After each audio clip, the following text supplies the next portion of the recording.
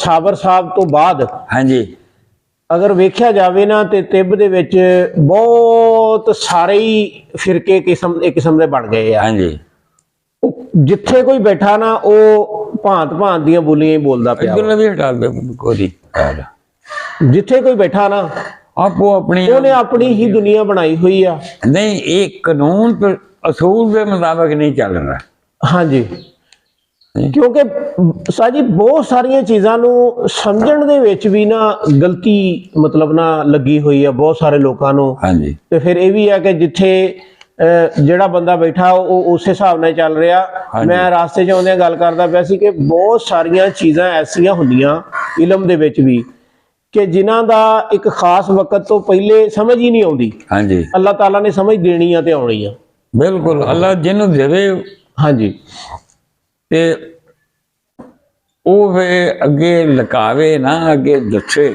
ਹਾਂਜੀ ਅਗਰ ਉਹਦੀ ਕੋਈ ਗਲਤੀ ਹੋਵੇ ਤੇ ਉਹ ਦੂਸਰਾ ਬੰਦਾ ਉੱਤੇ ਸੋਚੂਗਾ, ਸੋਚ ਕੇ ਤੇ ਫਿਰ ਅੱਗੇ ਉਹਦੇ ਚੱਲੇਗਾ। ਹਾਂਜੀ ਜਿਸ ਤਰ੍ਹਾਂ ਹੁਣ ਮਤਲਬ ਹੈ ਕਿ ਗੁੱਦੀ ਤੇ ਅਸਾਮੀ ਤੇ ਜ਼ਲਾਤੀ। ਜੀ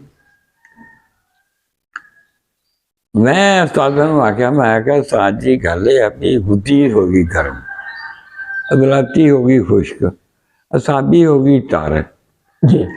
ਤੇ ਆ ਜਿਹੜੀ ਹੈ ਆਹ ਦੋਵਾਂ ਨਾਲ ਰਲਦੀਆਂ, ਯਾਨੀ ਕਿ ਜ਼ਲਾਤੀ ਗੁੱਦੀ, ਗੁੱਦੀ ਜ਼ਲਾਤੀ। ਹਾਂਜੀ ਗਰਮ ਖੁਸ਼ਕ, ਖੁਸ਼ਕ ਗਰਮ। ਜੀ ਐ ਹੋ ਗਈ ਗੁੱਦੀ ਸਾਬੀ, ਸਾਬੀ ਗੁੱਦੀ। ਨਹੀਂ ਆਹ ਗੁੱਦੀ ਸਾਬੀ, ਸਾਬੀ ਗੁੱਦੀ, ਇਹ ਗਰਮ ਤਾਰ, ਤਾਰ ਗਰਮ। ਹਾਂਜੀ ਇੱਥੇ ਹੋ ਗਿਆ ਸਾਬੀ ਜ਼ਲਾਤੀ, ਇਹ ਹੋ ਗਈ ਤਾਰ ਸਰਦ। ਤੇ ਉਜ਼ਲਾਤੀ ਸਾਬੀ ਉਧਰ ਹੋ ਗਈ ਜ਼ਲਾਤੀ ਸਾਬੀ ਤੇ ਉਹ ਖੁਸ਼ਕ ਸਰਦ। ਇਹ ਹੁਣ ਸਰਦੀ ਵਿੱਚ ਕਿੱਥੋਂ ਆ ਗਈ? ਆ ਤਰੀ ਸੀ, ਸਾਬੀ ਤਰੀ ਸੀ। ਹਾਂਜੀ ਸਾਬੀ ਗੁੱਦੀ, ਸਾਬੀ ਗੁੱਦੀ ਤਰੀ ਗਰਮੀ ਸੀ ਤੇ ਇੱਥੇ ਤਰੀ ਖੁਸ਼ਕੀ ਕਹਿਣਾ ਚਾਹੀਦਾ ਸੀ। ਇਹ ਕਿਦਾਂ? ਮੈਨੂੰ ਸਮਝਾਓ। ਆਂਦੇ ਵੀ ਇਹ ਤੂੰ ਰਹਿਮਤ ਅਲੀ ਰਾਜ ਸਾਹਿਬ ਦੇ ਕੋਲ ਜਾ।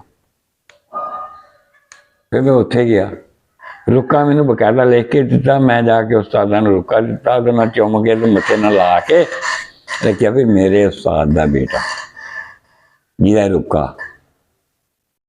ਤੇ ਬੜੇ ਖੁਸ਼ ਹੋਏ। ਉਹਨਾਂ ਮੈਨੂੰ ਇੱਕ ਮਿੰਟ ਨਹੀਂ ਲੱਗਾ, ਸਮਝਾ ਦਿੱਤਾ ਵੀ ਇਹ ਚੌਥੀ ਚੀਜ਼ ਸਰਦੀ ਦੀ ਹੈ, ਉਹ ਮੁਖਾਤੀ ਨੂੰ ਸਰਦੀ ਕਿਹਾ ਜਾਂਦਾ। ਇਹਨੂੰ ਸਾਬੀ ਮੁਖਾਤੀ ਤੇ ਮੁਖਾਤੀ ਸਾਬੀ ਆਖਾਂਗੇ, ਤਰੀ ਸਰਦੀ ਤੇ ਸਰਦੀ ਤਰੀ। ਉਹਨਾਂ ਨੇ ਸਮਝਾਇਆ ਤੇ ਇੱਥੇ ਸਾਨੂੰ ਦੱਸਿਆ ਸੀਗਾ ਤਹਿਰੀਕ, ਤਹਿਲੀਲ ਤੇ ਤਸਕੀਨ। ਉੱਥੇ ਫਿਰ ਦੱਸਿਆ ਤਹਿਰੀਕ, ਤਹਿਲੀਲ ਤੇ ਤਸਕੀਨ ਤੇ ਤਕਦੀਰ। ਤਕਦੀਰ ਹਾਂਜੀ। ਚਾਰੇ ਖਿਲਤਾਂ, ਚਾਰੇ ਬਾਫਤਾਂ, ਚਾਰੇ ਟਿਸ਼ੂ ਆ ਗਿਆ ਇਹਦੇ ਵਿੱਚ। ਅੱਛਾ, ਅੱਗੋਂ ਸਾਨੂੰ ਦੱਸਿਆ ਗਿਆ ਸੀ ਇਹ ਵੀ ਅਸਾਬੀ ਤਹਿਰੀਕ ਹੋਵੇ ਤੇ ਕਚਰੀ ਜਿਹੜੀ ਹੈਗੀ ਗੁੱਦੀ, ਕਚਰੀ ਜਾਂ ਗੁੱਦੀ, ਇਹਦੇ ਵਿੱਚ ਤਹਿਲੀਲ ਹੁੰਦੀ ਆ। ਮੇਰਾ ਫਿਰ ਸਵਾਲ ਇਹ ਸੀਗਾ ਵੀ ਖਾਂਦਾ ਮੂਲੀਆਂ, ਗਾਜਰਾਂ, ਗੋਂਗਲੂ, ਹਰ ਚੀਜ਼ਾਂ ਤੇ ਤਰੀ ਜਿਹੜੀ ਤਹਿਲੀਲ ਪੈਦਾ ਨਹੀਂ ਕਰ ਸਕਦੀ। ਤਹਿਲੀਲ ਸਫਰਾ ਪੈਦਾ ਕਰਦਾ, ਪਾਣੀ ਤਹਿਲੀਲ ਨਹੀਂ ਕਰਦਾ ਜੀ। ਦੂਸਰਾ ਸਵਾਲ ਇਹ ਸੀਗਾ ਵੀ ਤਰੀ ਤਹਿਰੀਕ ਜਿੱਥੇ ਹੋਵੇ ਉੱਥੇ ਤਜ਼ਾਬੀਅਤ ਹੁੰਦੀ ਹੈ ਤੇ ਅਸਾਬੀ ਤਹਿਰੀਕ ਕਈਆਂ ਦੀ 10-10 ਸਾਲ ਵੀ ਰਹਿੰਦੀ, 15-15 ਸਾਲ ਵੀ ਰਹਿੰਦੀ ਆ। ਤੇ ਦਿਮਾਗ ਨੂੰ ਹਰ ਵੇਲੇ ਤਜ਼ਾਬੀਅਤ ਮਿਲਦੀ ਰਹੀ ਤੇ ਦਿਮਾਗ ਜ਼ਿੰਦਾ ਕਿੱਦਾਂ? ਤੇ ਤਸਕੀਨ ਦਿਲ ਦੇ ਵਿੱਚ ਆ, ਉਹ ਵੀ ਇੰਨਾ ਹੀ ਕਰ ਲਾਂਗੇ 10 ਸਾਲ 15 ਸਾਲ। ਉੱਥੇ ਤਰੀ ਆਏਗੀ, ਤਰੀ ਗਈ, ਉੱਥੇ ਤਜ਼ਾਬੀਅਤ ਆਈ ਨਹੀਂ ਜਿਹੜੀ ਉਹਦੀ ਖੁਰਾਕ ਸੀ ਤੋਂ ਜ਼ਿੰਦਾ ਕਿੱਦਾਂ? ਉਹ ਮੈਂ ਲਿਖਣਾ ਸ਼ੁਰੂ ਕਰ ਦਿੱਤਾ। ਉਸਤਾਦ ਮੈਨੂੰ ਦੇ ਹੋਏ ਨਾ ਲਿਖੀ ਹੋਏ ਬੇੜਾ ਗਰਕ ਕਰ ਦਿੱਤਾ। ਉਹ ਨਜ਼ਰੀਏ ਦਾ ਪੱਠਾ ਹੀ ਬਾਤਾ। ਮੈਂ ਫਿਰ ਰੋਕ ਦਿੱਤਾ। ਮੈਂ ਉੱਦਾਂ ਦੱਸਦਾ ਰਿਹਾ, ਲੇਕਿਨ ਲਿਖਣ ਦੇ ਵਿੱਚ ਨਹੀਂ ਲਿਆਂਦਾ। ਇੱਕ ਨਾ ਜੀ, ਇੱਕ ਪਾਸੇ ਸ਼ੇਰ ਬੱਧਾ, ਇੱਕ ਪਾਸੇ ਬੱਕਰੀ ਬੱਧੀ ਆ। ਬੱਕਰੀ ਨੂੰ ਗੋਸ਼ਤ ਭੁੰਨ ਕੇ ਰੋਸਟ ਕਰਕੇ ਦਿਓ, ਤੇ ਸ਼ੇਰ ਦੇ ਕੇ ਪੱਠੇ ਗਾਚਾ ਲਿਆਣ ਕੇ ਸਿੱਟੋ, ਉਹ ਜ਼ਿੰਦਾ ਰਹਿਣਗੇ ਦੋਵੇਂ? ਉਹ ਦਿਲ ਦੇ ਵਿੱਚ ਸਰਦੀਆਂ ਤੋਂ ਅਲਕਲੀ ਚੱਲਣ ਦੀ ਆ, ਦਿਮਾਗ ਦੇ ਤਜ਼ਾਬੀਏ ਚੱਲਣ ਦੀ, ਜ਼ਿੰਦਾ ਕਿੱਦਾਂ ਵਾ?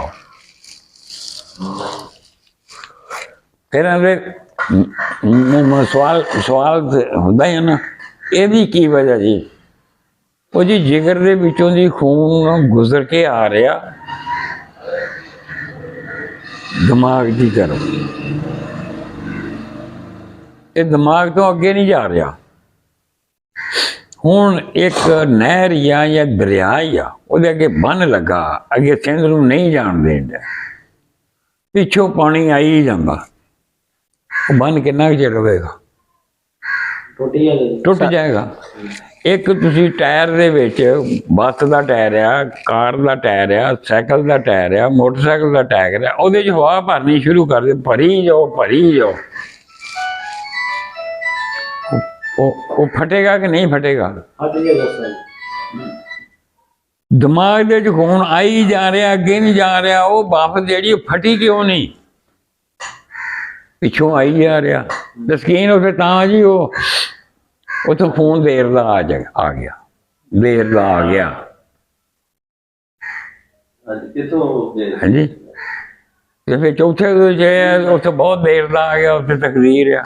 ਨਹੀਂ, ਖਿਲਕਾਂ ਚਾਰੇ ਖੂਨ ਦੇ 'ਚ ਮਰਕਬ ਆ, ਉਹ ਮਰਕਬ ਹੀ ਚੱਲ ਰਹੀਆਂ। ਉਹ ਜਿਹੜੇ ਅਜ਼ਾ ਨੂੰ ਜਿਹੜੀ ਖੁਰਾਕ ਦੀ ਜ਼ਰੂਰਤ ਹੈ ਉਹ ਆਪਣੀ ਲੈਂਦਾ, ਬਜ਼ਾਰੇ ਖੁਦ ਨਹੀਂ ਲੈਂਦਾ। ਜਿਹੜੇ ਆਂਦੇ ਨਾ ਮੁਖਾਤਿਬ ਆਫਤ, ਘਟੀਆ ਬਾਫਤ ਆ, ਇਹ ਬੇਕਾਰ ਬਾਫਤ ਆ, ਇਹਦਾ ਕੋਈ ਤਲਕ ਨਹੀਂ ਹੈਗਾ। ਹਾਂਜੀ, ਜਾਂ ਜ਼ਮੀਨ ਜਿਹੜੀ ਹੈਗੀ ਆ ਮੁਰਦਾ, ਉਹ ਜ਼ਮੀਨ ਦੇ ਵਿੱਚੋਂ ਹਰ ਚੀਜ਼ ਤੁਹਾਡੇ ਵਾਸਤੇ ਪੈਦਾ ਹੁੰਦੀ ਹੈ, ਤੁਸੀਂ ਖਾਣ ਦਾ ਜੇ ਮੁਰਦੇ ਨੇ ਵੀ ਕਦੀ ਕੋਈ ਪੈਦਾ ਕੀਤਾ? ਮੁਰਦੇ 'ਚ ਕੋਈ ਸ਼ੈ ਪੈਦਾ ਹੁੰਦੀ ਹੈ?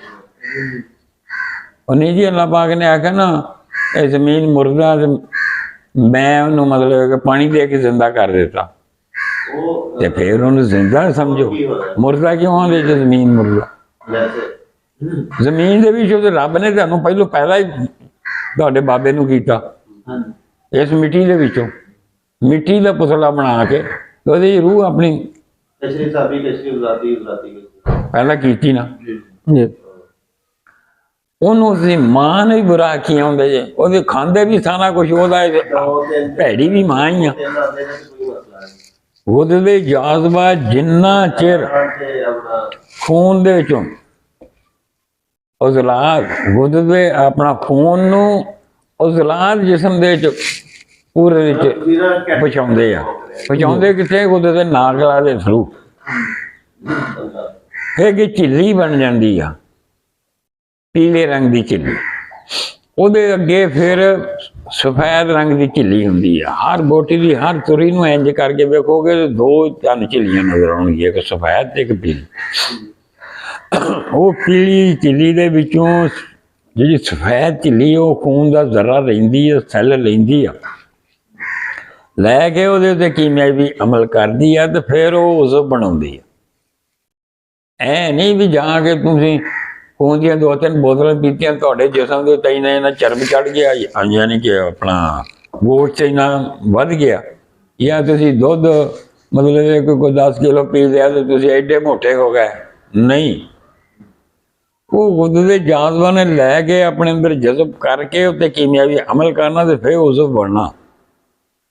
ਤੁਹਾਡੇ ਹਰ ਨਾਖਣ ਦੇ ਪਿੱਛੇ, ਹਰ ਦੰਦ ਦੇ ਪਿੱਛੇ, ਹਰ ਵਾਲ ਦੇ ਪਿੱਛੇ, ਹਰ ਚੀਜ਼ ਦੇ ਪਿੱਛੇ ਇੱਕ ਹਦੂਦ ਹੈ, ਜਿਹੜਾ ਉਸ ਕਿਸਮ ਦਾ ਸੈੱਲ ਉਹਦੇ ਖੂਨ ਦੇ ਵਿੱਚੋਂ ਲੈਂਦਾ, ਲੈ ਕੇ ਉਸ ਚੀਜ਼ ਨੂੰ, ਉਸ ਖੂਨ ਤੇ ਕੀਮਿਆਵੀ ਅਮਲ ਕਰਕੇ ਉਸ ਉਜ਼ਵ ਨੂੰ ਦਿੰਦਾ, ਫਿਰ ਉਸ ਵੱਧਦਾ, ਨਹੀਂ ਤਾਂ ਉੱਥੇ ਖੜੋਤਾ ਰਹੇ।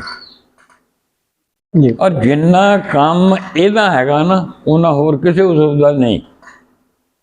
ਜਿਸਮ ਨੂੰ ਬਣਾਉਣ ਵਾਸਤੇ,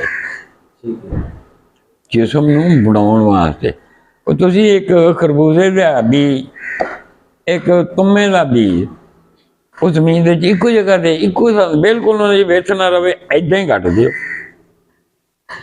ਉਹ ਫੁੱਟੇਗਾ, ਉਹ ਹੀ ਫੁੱਟੇਗਾ। ਦੋਵੇਂ ਫੁੱਟ ਕੇ ਉਹਦੀ ਵੇਲ ਇੱਧਰ ਹੋ ਗਈ, ਉਹਦੀ ਇੱਧਰ ਹੋ ਗਈ। ਜ਼ਮੀਨ ਚੋਂ ਉਹਨੇ ਉਹ ਚੀਜ਼ ਲੈਣੀ ਹੈ ਜਿਹਦੇ ਨਾਲ ਤੁੰਮਾ ਤਿਆਰ ਹੋਣਾ, ਉਸੇ ਜ਼ਮੀਨ ਵਿੱਚ ਉਹਨੇ ਉਹ ਚੀਜ਼ ਲੈਣੀ ਹੈ ਜਿਹਦੇ ਨਾਲ ਖਰਬੂਜ਼ਾ ਬਣਨਾ। ਖਰਬੂਜ਼ਾ ਖਾਓਗੇ ਤਾਂ ਮਜ਼ਾ ਆਊਗਾ, ਤੇ ਤੁੰਮਾ ਖਾਓਗੇ ਤਾਂ ਫਿਰ ਖਾਓ ਕਰਦੇ ਫਿਰੋਗੇ। ਦੇਖਣ ਨੂੰ ਰੰਗ ਦੋਨਾਂ ਦੇ ਇੱਕੋ ਜਿਹੇ ਹੀ ਆ, ਸ਼ਕਲਾਂ ਵੀ ਤਕਰੀਬਨ ਰਲਦੀਆਂ ਮਿਲਦੀਆਂ। ਹਾਂਜੀ, ਇਸੇ ਤਰੀਕੇ ਨਾਲ ਇਹ ਖੁਦ ਦੇ ਜਜ਼ਬਾ ਹੀ ਜਿਹੜੇ ਹੈਗੇ ਆ ਨਾ, ਇਹਨਾਂ ਦਾ ਇੰਨਾ ਇਹ ਕੰਮ ਹੈ ਕਿ ਇਹ ਹਰ ਵਾਲ ਦੇ ਮੋਢਿਆਂ ਔਰ ਵਾਲ ਬਣਦਾ ਹੀ ਉਹ ਸ਼ੈਲੀ ਉਹ ਲੈਂਦਾ ਜਿਹਦੇ ਨਾਲ ਵਾਲ ਬਣਨਾ ਜੀ।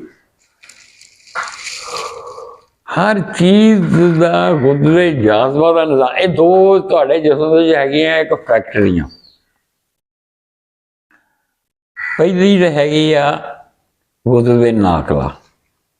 ਉਹ ਤੁਹਾਡੇ ਅੰਦਰ ਜਿਹੜੀ ਚੀਜ਼ ਜਾਂਦੀ ਹੈ ਨਾ ਉਹਨੂੰ ਪਕਾਉਂਦੀ ਆ, ਪਕਾਉਂਦੀ ਬਜ਼ਾਰੇ ਖੁਦ ਨਹੀਂ ਪਕਾਉਂਦੀ, ਉਸ ਲਾਜ਼ ਉਹਨੂੰ ਪਕਾਉਂਦੇ ਆ। ਤਾਂ ਮੰਗਦੀ ਜਿਹੜੀ ਸ਼ੈ ਹੈਗਾ ਤੁਹਾਡੇ ਜਿਸਮ ਮੰਗਦਾ, ਉਹ ਤੁਹਾਡਾ ਅਸਾਬ ਮੰਗਦੇ ਆ, ਹਿੱਸ ਜਿਹੜੀ ਹੈ।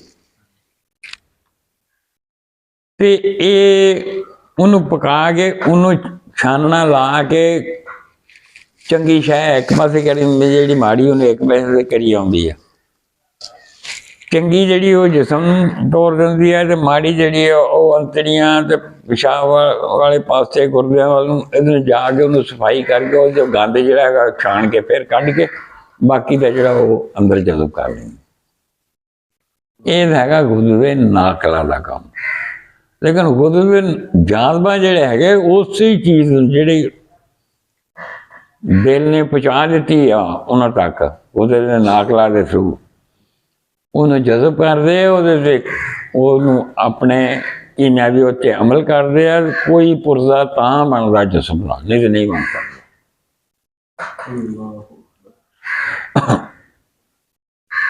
ਇਸ ਤਰ੍ਹਾਂ ਦੇ ਲੋਹਾ ਜਿਹੜਾ ਮਰਜੀ ਫੜ ਕੇ ਆਕਾਰ ਬਣਾ ਲੈ, ਲੋਹਾ ਹੀ ਹੈ ਨਾ ਸਾਰਾ ਹੈ। ਲੇਕਿਨ ਕਿਸੇ ਨੇ ਕੋਈ ਪੁਰਜ਼ਾ ਬਣਾਓ, ਕੋਈ ਪੁਰਜ਼ਾ ਬਣਾਉਣ ਡਿਆ, ਕੋਈ ਪੁਰਜ਼ਾ ਬਣਾਉਣ ਡਿਆ, ਕੋਈ ਬਾਡੀ ਬਣਾਉਣ ਡਿਆ, ਕੋਈ ਫਰੇਮ ਬਣਾਉਣ ਡਿਆ, ਕੋਈ ਟਾਇਰ ਬਣਾਉਣ ਡਿਆ, ਮੁਖਤਲਿਫ ਚੀਜ਼ਾਂ। ਇਸੇ ਤਰੀਕੇ ਨਾਲ ਸਾਡੇ ਜਿਹੜੇ ਗੁਰਦੇ ਜਾਜ਼ਬਾ ਮੁਖਤਲਿਫ ਚੀਜ਼ਾਂ ਵਾਸਤੇ ਮੁਖਤਲਿਫ ਕਿਸਮ ਦੇ ਖੂਨ ਦੇ ਵਿੱਚ ਸੈੱਲ ਲੈ ਕੇ ਉਸ ਚੀਜ਼ ਨੂੰ ਬਣਾਉਣ ਦਾ ਹੈ।